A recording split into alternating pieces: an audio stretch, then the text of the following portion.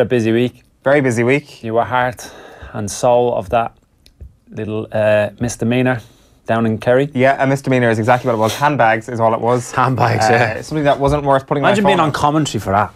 Yeah, so go on, paint the picture for us, please, for anyone that hasn't seen it or heard of it, if they've been under a rock.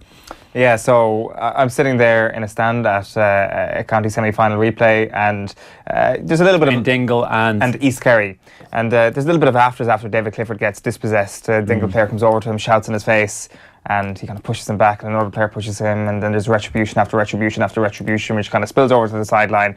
A full brawl ensues involving all the players and a lot of the mentors from both sides, from both East Kerry and Dingle, which resulted in one Dingle selector getting caught on camera punching an East Kerry player, and he's got an 8-week ban. That's a video clip that's gone mental on social media. Yeah, we've got the clip here, haven't we? Like we're messing about a little bit saying handbags. There's the dig we've just seen. He flew in, blindsided him. As soon as I heard that, I kind of are seeing that dig, and then you read the bits and bobs, and obviously you would have been covering a lot more closely. 8 weeks for me seems fairly lenient in the grand scheme of things. Extremely lenient. That's the max, the standard. It's the standard, exactly. It's if you look at it in a black and white term, there was an altercation between a selector and a player. That's an 8-week ban. Davy Fitzgerald got it, Stephen Wallace got it. But ultimately, it's the discourse around this sort of thing. What will actually change in the GAA's handbook, and how is it viewed? Like, I'm not sure what you think of this, but certainly if you think of the slew of incidents we've had in Gaelic games over the last couple of weeks, the fact that there has still been not much said of anything at all. I haven't seen anything really coming from Croke Park. I haven't seen any condemnation of these acts.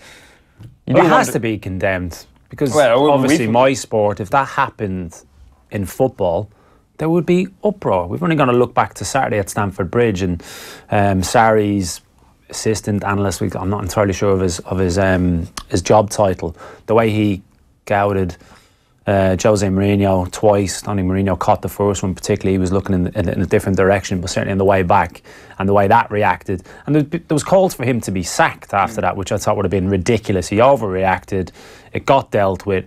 But in football, if that had happened, one of the management team actually going onto the pitch and decking someone, How do you think the reaction would have been? I think there would be uproar. We'd be talking about this for weeks, and the game's out of control. It's double standards. Yeah. We hear so much and preaching from the GAA and rugby to a degree in terms of what they do, how they do it, and a lot of what they do is really, really good, and I admire both of the associations for what they do, grassroots as well, all the way up, and the traditions that they hold. But in instances like this, that needs to be sorted out, because that is not acceptable. I'm sure you were at the game, loads of kids at the games, I would imagine. Totally, yeah.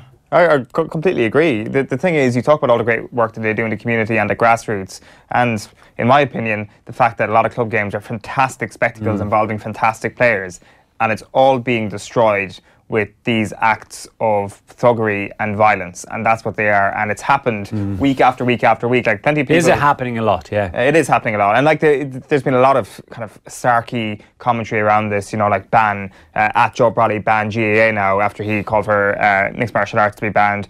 People saying like, oh, what part of Ulster is Kerry in, because people felt that they were victimising Ulster quite a bit, and you know, it's like removing that for a second. I think there is kind of a moment of self-reflection here that needs to be had by everybody in the GAA, that this is a serious issue. And part of the issue is what you say. Like, when this happens previously, I don't really remember us talking about this as a full-blown crisis. I believe it is a crisis, and it is close to destroying the game. Parents looking at that with kids are like, I don't want my son or daughter to be involved in that sport.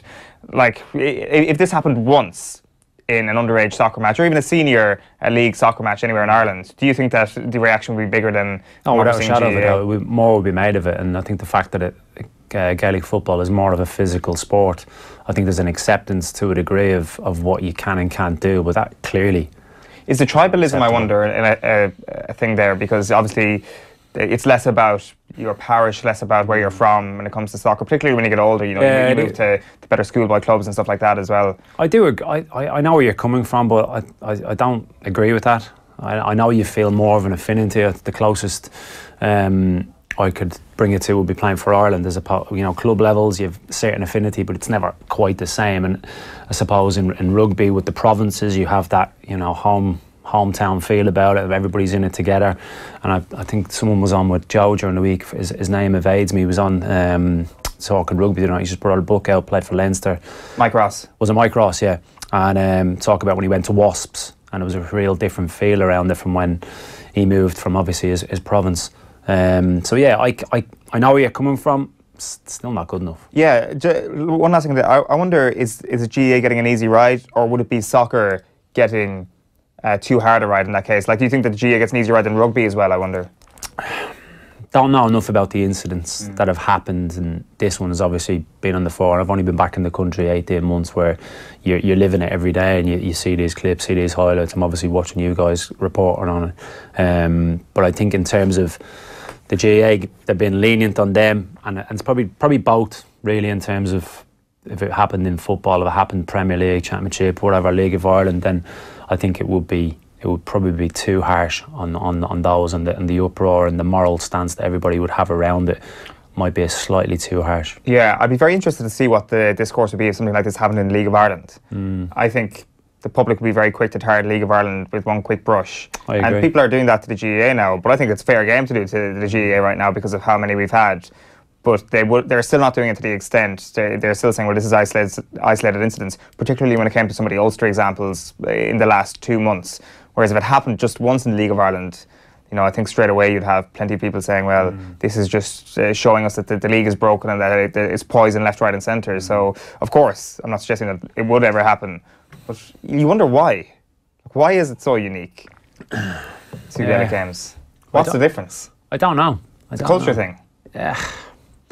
It's a different mindset. I have to bow to your superior knowledge of it, because I obviously have an understanding, and I'm a fan of Dublin team, and I'll go and watch it, but I don't know all the ins and outs, especially at club level, and how frequently this type of thing happens. So I'll have to obviously go with what you'll trust you on this one, but that's not acceptable, especially in this day and age. It was probably going on time and time again 15, 20 years ago when there was no camera phones and it didn't really get out. There was a little snippet the next morning in the paper where, yeah, there was a little bit of handbags. Afterwards. But it wasn't just handbags. That behaviour is totally not acceptable. That's the thing. My mentions got a lot of people saying, well, this is just handbags, why did you put up this video, put your phone away, that sort of thing, that kind of culture. That's a very old school mentality. It is, and I think that's doing more harm than good. Yeah.